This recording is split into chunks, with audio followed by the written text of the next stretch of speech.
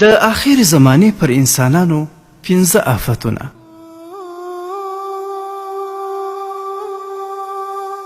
حضرت عبدالله بن عمر رضی الله تعالی عنه فرمایي چې یو وخت رسول الله صلی الله علیه وسلم موږ ته خطبه راکوله. په هغه کې یې وفرمایل: ای د مهاجرینو ټولنې، 15 داسې خویونه دي چې د هغوی په اړه زه له الله تعالی څخه پناه غواړم او زه یې ډېر اندېښمن کړی یم چې کله په تاسې کې پیدا شي.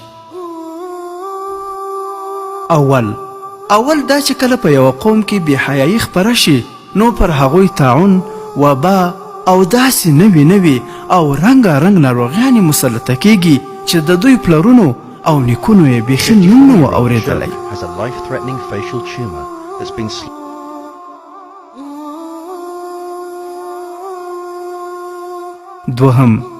دوهم دا چې کله په یو قوم کې په ترازو او پیمانه کې خیانت پیل شي نو پر هغوی قحطي، ګراني، مشقت او ظالم حاکمان مسلط کیږي. د ترازو او پیمانې مفهوم ډیر وسیع دی. دا هم د پیمانې خیانت دی چې دوهم نمبر مال د اول نمبر مال په نوم خرڅیږي.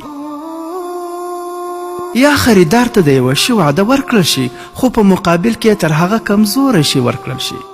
یا مثلا پر یو ټیټ معیاره شي باندې د لوړ معیاره شي مهر ولګول شي. خلکو ته دا په فکر کې ورکول کیږي چې د دې معیار د هغه بل په څیر لوړ دی او داسې نور په سلګونو خیانتونه چې کله دوی داسې خیانتونه شروع کړي نو پر هغوی قحطي، ګراني، مشقت او ظالم باچاهان مسلط کیږي. دریم خوی رسول الله صلی الله علیه وسلم دا وفرمایه چې کله په یو قوم کې زکات نه ورکول کیږي پر هغوی الله تعالی باران بندوي. څلورم دا چې کله یو قوم د الله تعالی او د هغه له رسول الله صلی الله علیه وسلم سره کړی تړون مات کړي نو الله تعالی به پر هغوی یو اجنبي دښمن مسلط کړي چې د هغوی مال به بې له حق ځینې اخلي.